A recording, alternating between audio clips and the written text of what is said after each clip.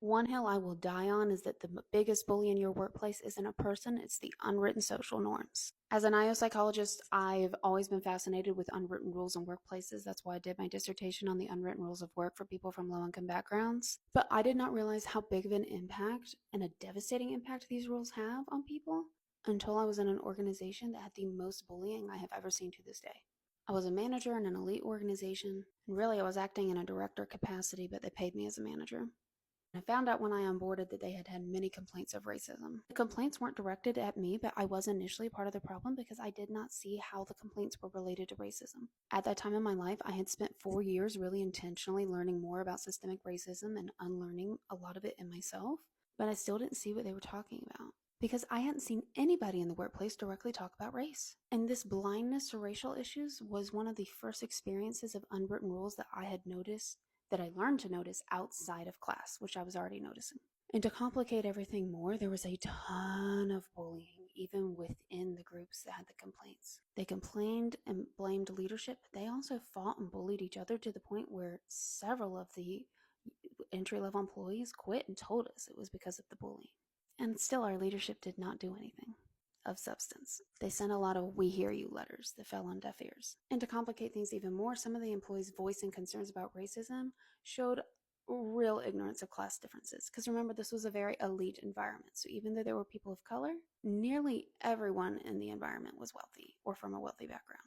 I vividly remember them starting a donation war publicly over email, saying how much they donated to racial justice causes and shaming people publicly if they didn't donate as much as other people, without taking into account any of their other circumstances in life that might not be why they have a few thousand spare dollars to donate on the drop of an email. And I really wanted to understand what was going on, and I had already started developing my study on the unwritten rules of work for people from low income backgrounds. So I took myself to what I call white people boot camp after work one day. And this is where I learned about the white supremacy culture framework, which I've posted about on here before. You can see my culture framework playlist. And this training was very healing and eye opening. And I learned about a lot of norms that hurt people who even are white. They hurt us all because they're toxic. But they hurt, obviously, people of color the most. And not only were these norms behind a lot of the racism that people had justifiable complaints about, I do think they were also part of why there was a culture that allowed so much bullying. One of the facets in that framework is perfectionism, and that's where you weaponize. If you see something that is imperfect, then you use that as an excuse for the injustice, blaming the victim for why they're unjust. So, for example, if I only looked at how their behaviors were classist and used that as an excuse to not listen to what they were saying that were very valid concerns about racism, then I would be weaponizing perfectionism.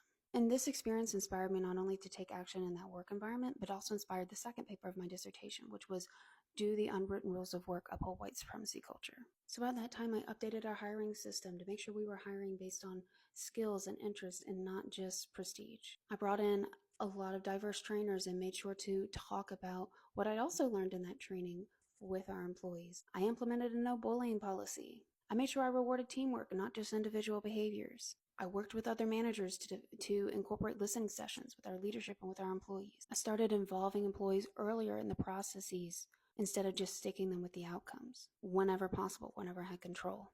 And this didn't mean that everything was perfect Candyland after, but it did help us address some of these unwritten rules and improve our work environment. So all these years later, I'm still learning all the time. As you know, I'm still collecting data on what are unwritten rules in your organization, and that is linked in my bio, people. Don't think I forgot to put that plug in here.